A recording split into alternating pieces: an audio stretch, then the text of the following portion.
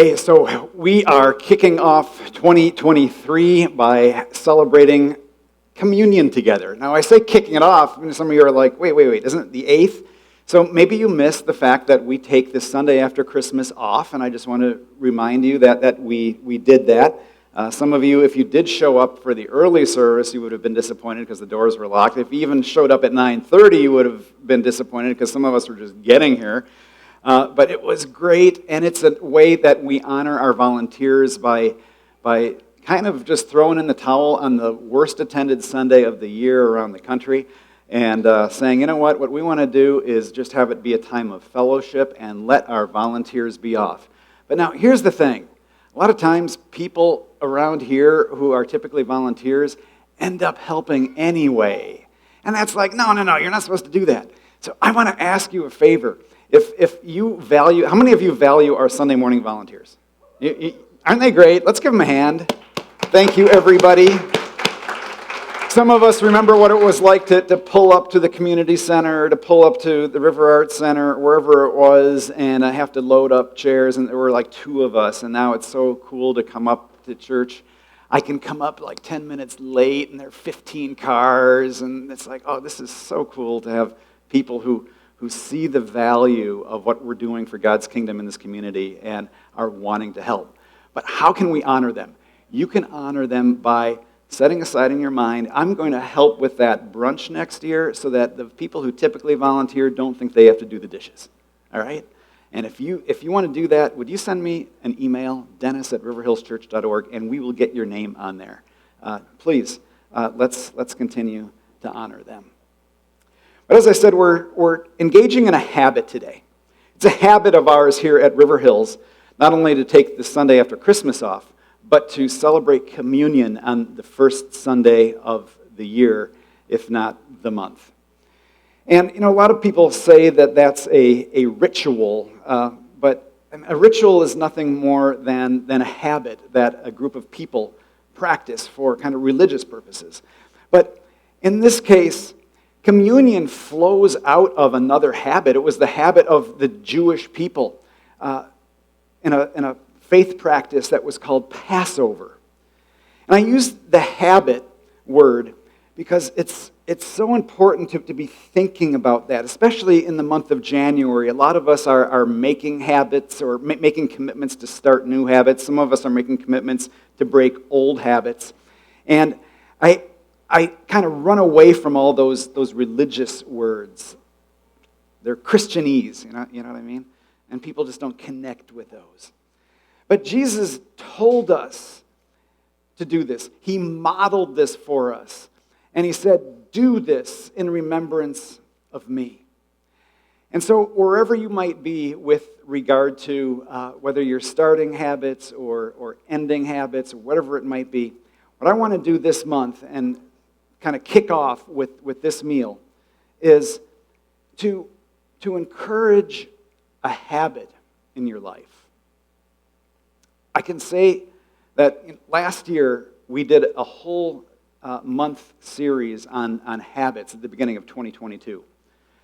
And some of you have told me the changes that came as a result of some choices that you made. And it's so cool to hear the long-reaching implications of that.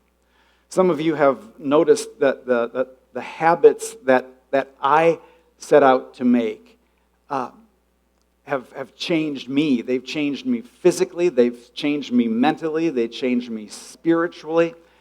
They've changed me relationally. And I am so grateful to a God who revealed that to me and to a congregation, a family that has encouraged me along that line. But what I want to do today is suggest a particular habit for all of us. And that habit is what this morning I want to call an intentional conversation. Did you ever engage in intentional conversations? And as a pastor, I engage in a lot of reactionary conversations. Someone calls me, and said, "Oh, I think Sunday's message sucked," and I'm like, "Oh, well, I'm sorry." Or Someone gave me a hard time. You went too long, and then I have to respond, and I'm reacting a lot of times. There are reactionary conversations, right? We have a lot of them. Someone says, I love you. What do you say back? I love you too, Some of you say, thank you. Some of you say, I do? You do? But those are reactionary, but intentional conversations are conversations that we say, in my case, this is one of the things that I want to be this year. I want to be more of an intentional conversationalist with people. And so for me, what that means is saying, I haven't spoken with that person in a long time. I'm going to make an appointment and we're going to have that conversation. Or I have an idea. Something comes through my mind. I think maybe that idea is from God. I'm going to have a conversation about that with so-and-so. I've had 2 of those this week. They were life-altering for me. I don't use that phrase lightly. Both of them. It was like, wow. Connections were made. Things happened. You see, intentional conversations. But I want to encourage a particular type of intentional conversation today, and that is an intentional conversation with God. An intentional conversation with God. We call that what? We call that prayer, right? Now, maybe you're not a God person, kind of like what we were talking about earlier. Is this a Jesus church? And that's okay. I want to encourage an intentional conversation with a higher power, if that's kind of where you're at. And maybe your higher power isn't a person. Maybe your higher power is a force, or maybe it's an object, whatever it might be, okay? Those of you in the 12-step community, you know what I'm talking about. And if that's the case, then I want to encourage you to engage in intentional. Conversation is weird if you're talking about a thing, right? So maybe it's intentional meditation in your case. So this series, this month, that's what we're going to be talking about. And it doesn't matter if you're a Jesus follower or not. I believe that this concept has application no matter where you are. And so if you're a Christ follower, if you're a Jesus follower, great. If you are Islamic, if you're Buddhist, if you are Hindu, great. Even if you're an atheist, my bet is that you believe that there is a higher power and you can apply some of these same principles to that higher power. And I want to say you are welcome here. So for today, what I want to do is weave this idea of an intentional habit of conversation into this habit of communion. And so let's turn to the Holy Scriptures together, the Bible together. And I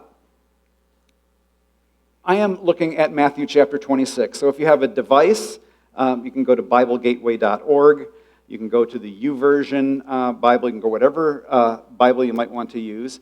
Or if you have a paper Bible, again, it's Matthew chapter 26. And we're going to do kind of an extended reading. This is not going to be on the side screens, but I'm going to be beginning at verse 20.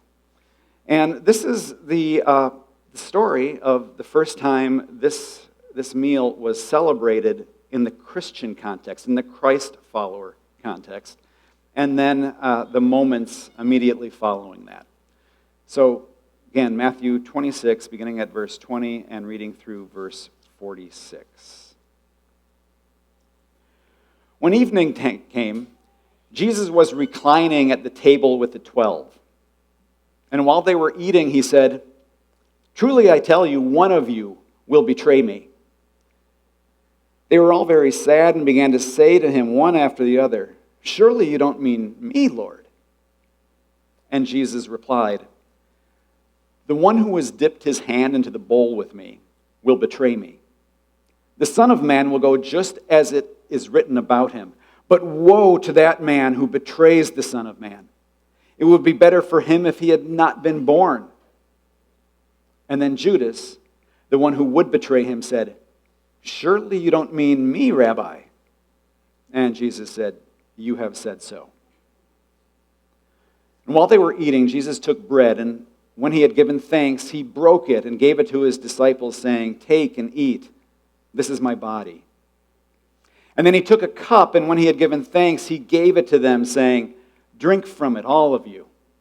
This is my blood of the covenant, which is poured out for many for the forgiveness of sins.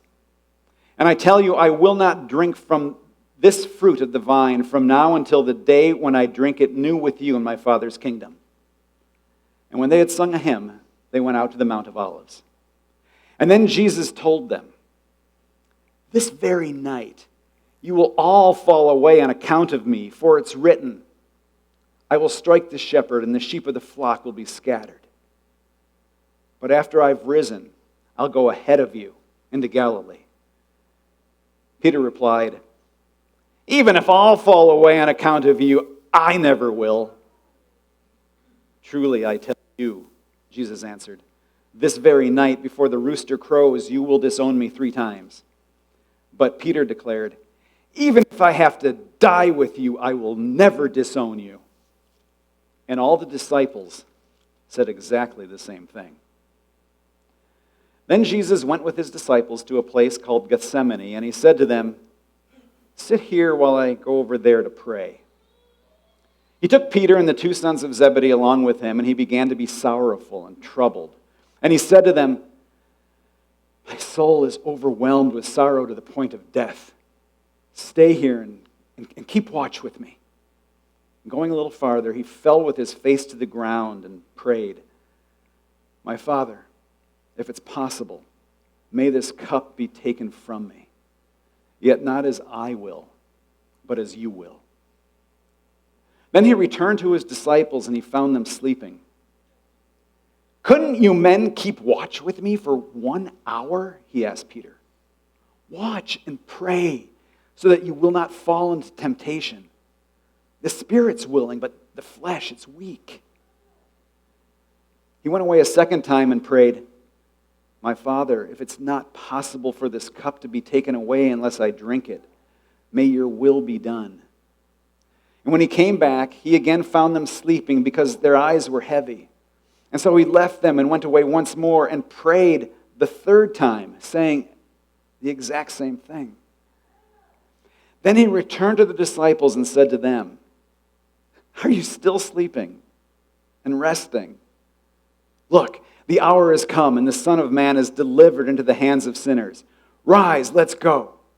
Here comes my betrayer."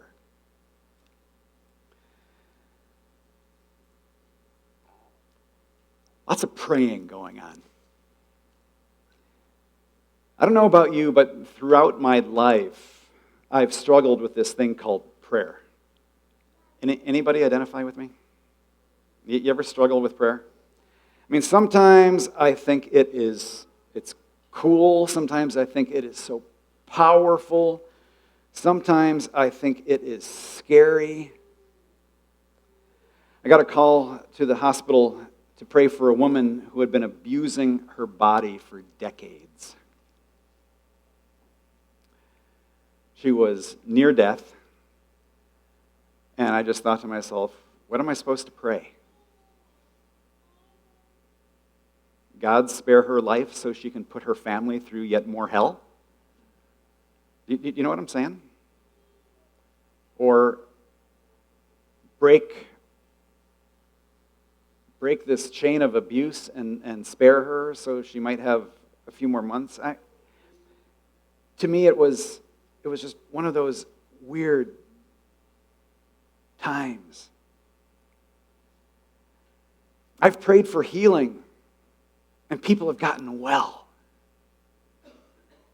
I've prayed for healing, and people have continued in their brokenness and in their illness.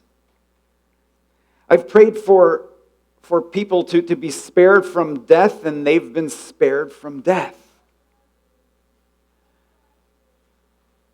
And I've been at the bedside of loved ones from people in this congregation where we prayed for people to be spared from death, from a family member to be spared from death, and they were not spared.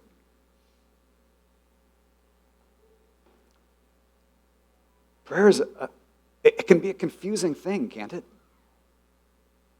And then you think about it and you think, well, if God's all powerful and God's all knowing, why do I need to pray anyway? Because if what's going to happen is going to happen, then what good does it do for me to even talk about it? Have you ever had those thoughts?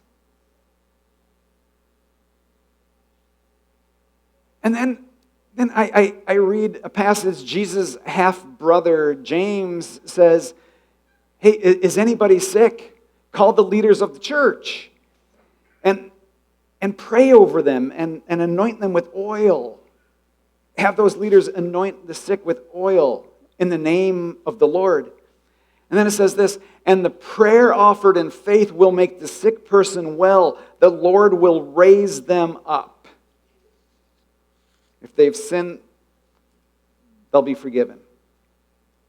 The prayer of a righteous person is powerful and effective. And I think of those times when someone did not find healing, when someone died. And I think, does that mean that I wasn't faithful? Does it mean that I'm not righteous? Does God base it on me? Is the person's outcome based on me?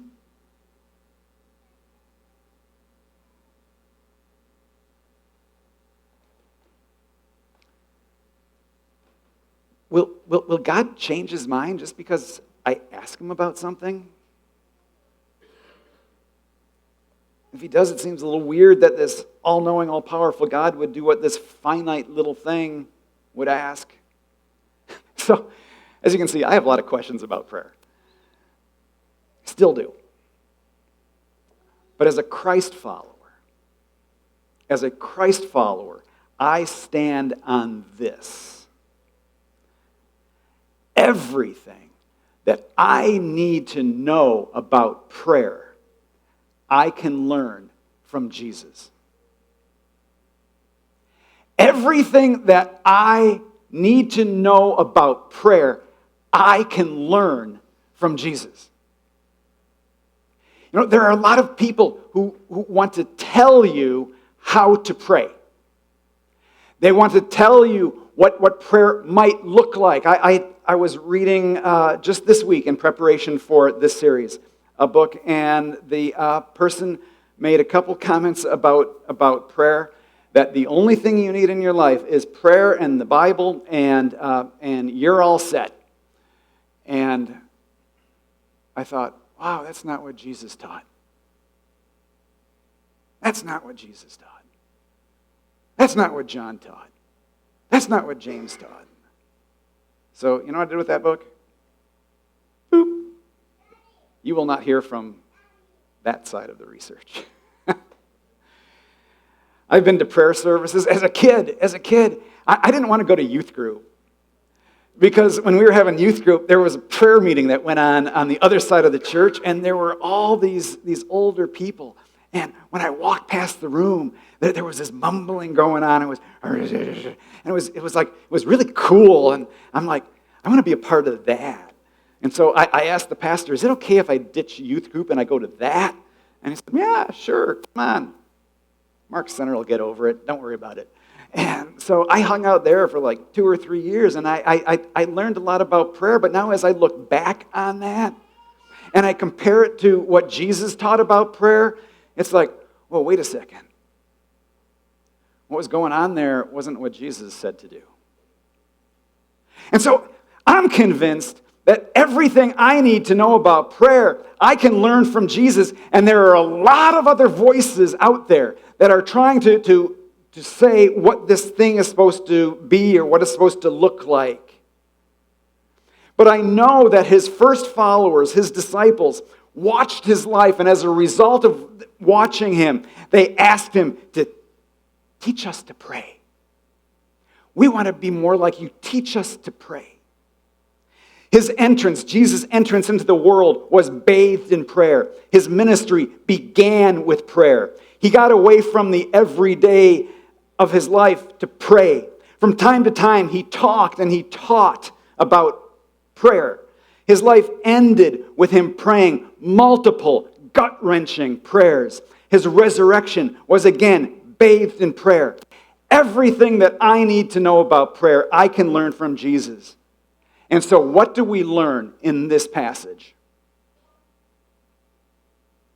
And I say all of that because I have had so-called prayer warriors and tell me that what I'm about to say is not right.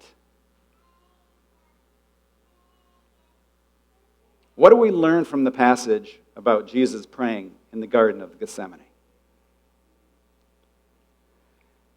That prayer is not about our getting God to do our bidding.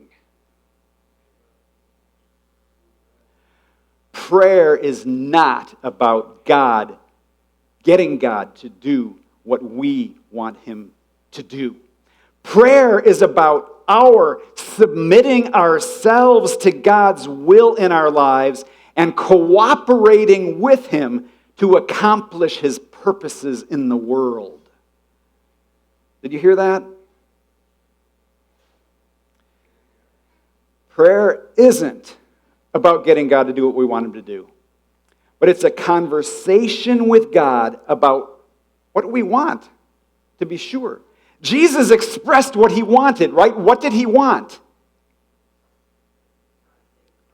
Yeah, God, I don't want to have to do this. You're God, you're all powerful, you're all knowing, you're all good. Can't you do something? I don't want to have to do this. It's okay to say that. In the Psalms, we see the various psalmists, most of the Psalms written by David, but not all of them. And David cries out. He says, why, God? I don't want that to happen. I don't want this to happen. It's okay to do that. But some people will tell you that that's where it stops. But that's not what Jesus taught. I'm a Jesus follower. So I'm not going to tell God what to do. I'm going to express my feelings. This sucks.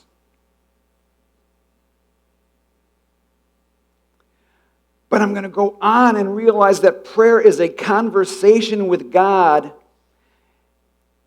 not just about what we want, but about discovering what he wants to do through our lives. And then acting on that discovery changes everything.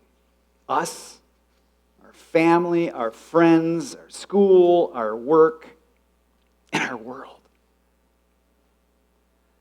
Imagine if Jesus had said, God, this is what I want, and if I don't get it, I'm done. What? You know? Where would we be? Would he be the rescuer? Would he have lived up to his name? God. That's Emmanuel. Jesus' name, Jesus means God. God saves. God rescues.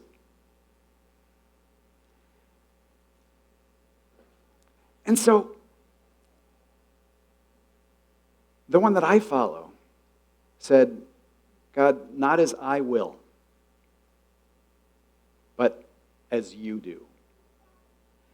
And so, when I pray, be it verbally or in my mind, I always add those words.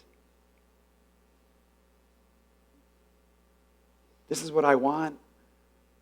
You invite me to share that, but I want this to be what you want. And sometimes that's really, really hard, isn't it? This morning I brought a painting was purchased by a woman and her husband who I prayed for. I prayed for her total and complete healing.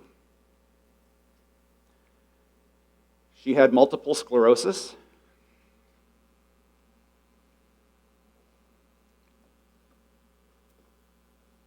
and she was confined to a wheelchair for 20 years. She could speak. She could turn her head, but she was dependent on everyone else around her for every single function in her life. And she and her husband went to a mall in suburban Chicago, a place called Woodfield, the largest indoor mall in the world at the time. And there was an art gallery there, and they saw this artist, and they wanted to buy this picture. Has kind of that 70s vibe to it, doesn't it? I mean, the colors and everything. It's about when it was purchased. But this ended up hanging in our living room because the woman was my mother and her husband was my dad. And they brought it home, and I used to sit across from this picture that they took such joy in and put on my headphones, and I'd listen from everything from Led Zeppelin. Led Zeppelin 2 is my favorite, and to Brahms, to Mahler, to Mozart, the Doors, the Rolling Stones, and I'd sit there and I'd look at this picture. And I bring this up because what this reminds me of is the designer who's behind this. Look at those mountains. And over the course of tens of thousands, if not millions of years, how the crust of the earth and the plates came across one another and pushed up and formed these mountains. You know, the Baraboo Bluffs are thought to have been actually taller than the Rocky Mountain Range at one point. But they've been eroded down to the point where they are now. That's an amazing thing. David, you guys have land over there. You knew that because I know that your mom was really into that stuff. Amazing, isn't it? But you think of how God designed this. I was listening to a couple of my favorite podcasters the other day, and I'm pretty sure both of them are atheists, but they were talking about the design of the human body. And one of them commented, I don't understand the design. And the other one said, I wasn't consulted by the designer. And I'm like, whoa, where are you guys going with this? But I looked at that picture, and it reminds me of the hydrologic cycle. You see the clouds up above, and of course the clouds bring rain and they bring snow. And you see the snow in the mountains and how in the springtime it melts and it flows down into this stream. You think of how that hydrologic cycle feeds the biologic cycle that's represented in that picture. You can't see it all, but that's teeming with millions of life forms. From plankton and protozoa and microorganisms that are in not just the water, but also in the soils. And you look at how those feed the trees. And it's just amazing, isn't it? You want to know something amazing? Those microbiota that are present in that soil and in that stream. You got 5 pounds of those in your gut. You know that? You know that there are more cells in your gut that are alien to your human DNA than you have cells in your body. There's a mind blower. You're just a host to a bunch of aliens in your stomach. Because the designer knew that this was the way that we needed to work. It's amazing. I look at this and it's amazing. And I'd sit back and listen to a whole lot of love. And I think about the God who loved me with a whole lot of love and who put that together in some way. But then Kurt Mosier, who's the artist, always did one little thing. He placed a red dot in his pictures. I don't know if you can see it on the side screen, those of you who can see this. The red dot is right there. Can you see it? And he placed that red dot there, usually as a headscarf on a young lady or an older lady. I could never figure out how old she was here. I don't know if she's an older woman who is contemplating the care of her parents who are in the last season of life. Or maybe she's a young girl who just found out that she's pregnant and she's unmarried. Or maybe she's a 20-something. She has a husband and kids at home, and she just had to get out for a little bit because she was going crazy. All the expectations, and she needed some downtime, and so she went out into the fields by the stream.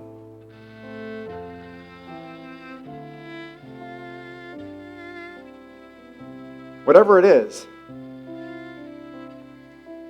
And you see, I think what the artist wants us to know is that red dot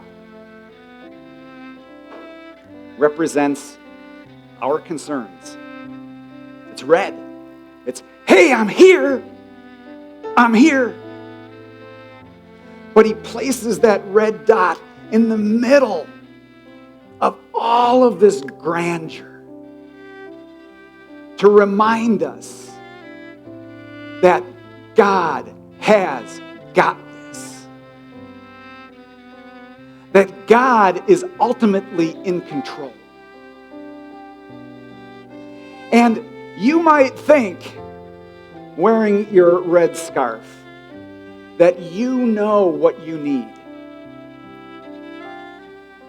Just like I might know if I look really closely at this picture, oh, he shouldn't have done that there. But then I come back and I say, oh, I get it. Follow me? And so she realizes, and we realize with her, that this whole thing is part of this beautiful tapestry, this beautiful portrait, this beautiful creation. And even though right now I might be going through it and I want to be out, still I can say with Jesus, you know what?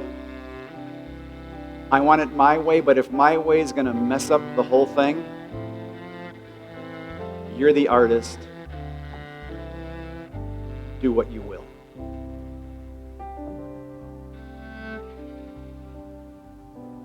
That's our first lesson on prayer. From Jesus. Because that's the way that he prayed. And Frances Ingersoll understood that when she wrote these words in a wonderful old hymn of the church. Take my life and let it be consecrated, Lord, to thee. Take my moments and my days, let them flow in ceaseless praise. Take my hands and let them move at the impulse of thy love. And take my feet and let them be swift and beautiful for thee.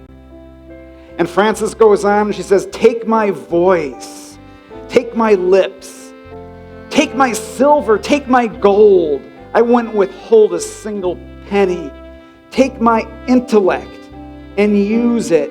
Use every power that I have as you would choose, not as I would. Take my will, God, and make it thine. It shall no longer be mine.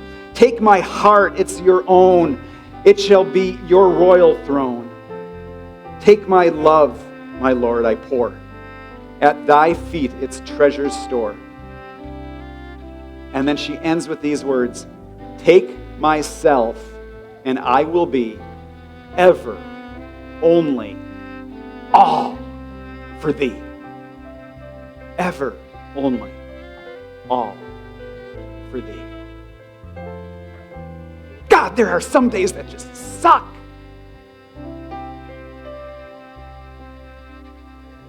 But God, if you're using that in our lives, to help my wife be a stronger woman, to help my kids see that it's not just about me.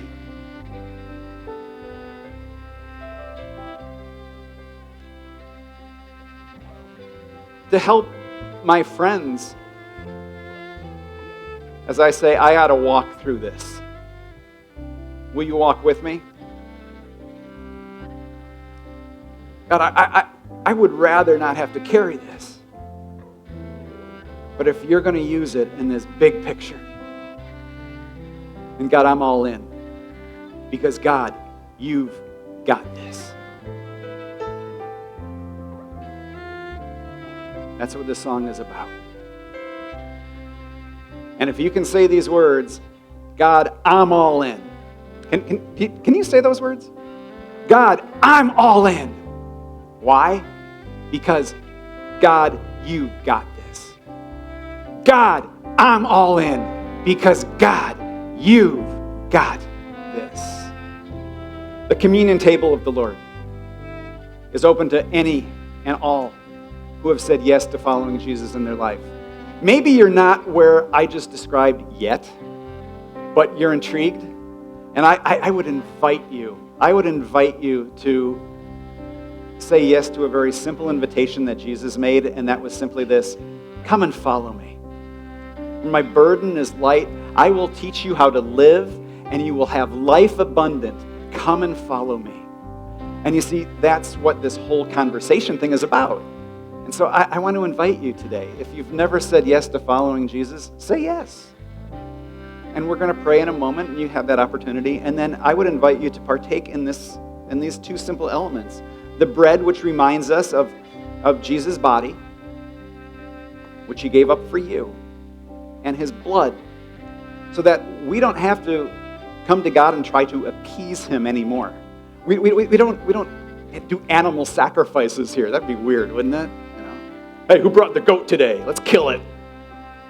We don't have to do that, because Jesus paid it all right here.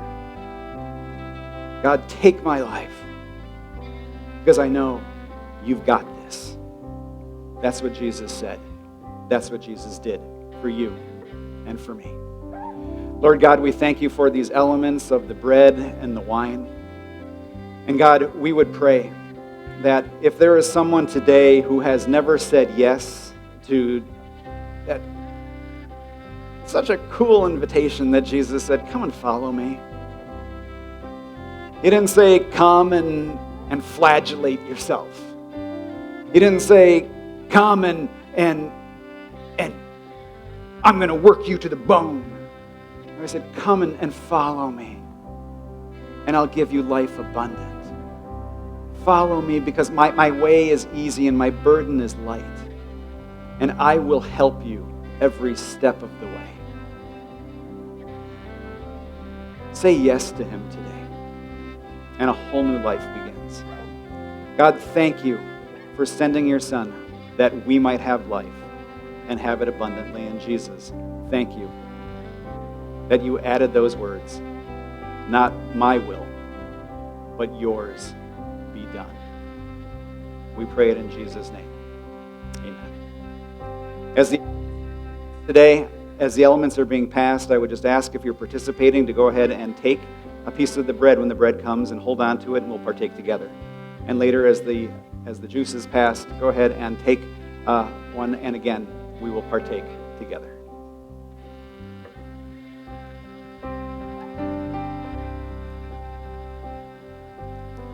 Take my life and let it be consecrated, Lord, to thee. Take my moments and my days, let them flow in ceaseless praise. Take my hands and let them move at the impulse of thy love. Take my feet and let them be swift and beautiful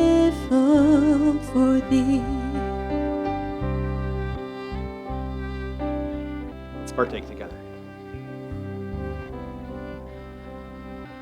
In the same manner, after supper, Jesus took the cup, and he said, "This cup is the new opportunity, the new covenant in my blood. Do this as often as you drink it in remembrance of me." Take my voice and let me sing, always only for my King. Take my lips and let them be filled with messages from thee. Take my silver and my gold, not a mite would I withhold. Take my intellect and use every power as you choose. If you look at this picture, I will always remember the evening when I came home and I sat down in my mom's wheelchair and pulled up next to her lazy boy chair that she spent 20 years in. And I said, "Mom, I think God is calling me into the ministry." And she never had a pastor in their family before. And she suddenly just started weeping. And I remember her saying this: "If that is what God is doing with my illness, then I am so grateful to God for what he has done with my life." Suddenly the picture for her came into focus. And that little red scarf was like, whoa, I get it. I get it. Only God. Only God.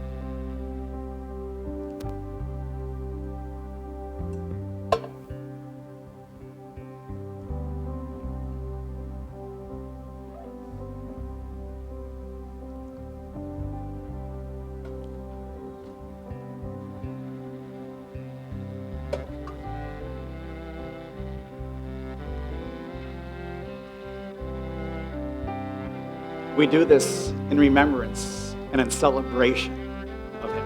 Let's partake together.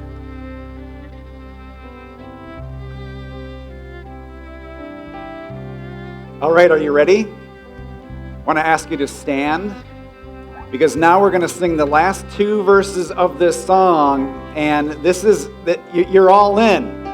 This song is the God, I am with you. This is a resolution for 2023. Take my intellect and use it however you will. Take my will and make it yours. It's no longer mine. This is the moment where you say, God, not my will, but yours. And if that's the way you feel, sing these words. If that's not where you're at, just listen. But let's conclude with this song. Take my will and make it thine. It shall be no longer mine. Take my heart, it is thine own. It shall be thy royal throne. Take my love, my Lord, I pour at your feet, its treasure store. Take myself and I will be ever only all for thee. Here am I, all of me. Take my life, it's all for thee.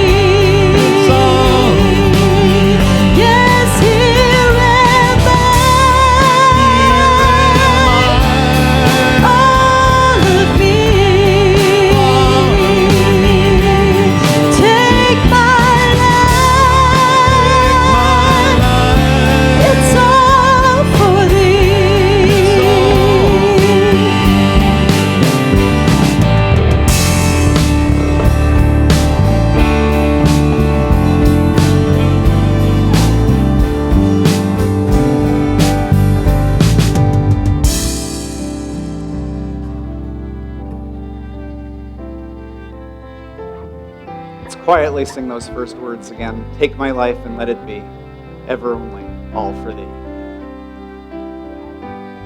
Here it comes.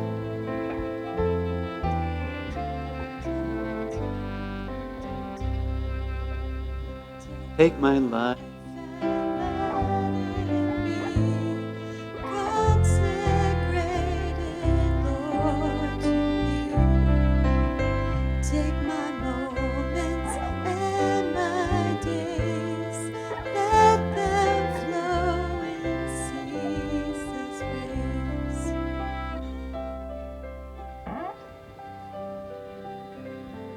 I am looking forward to 2023, especially with a church that has that as its foundation.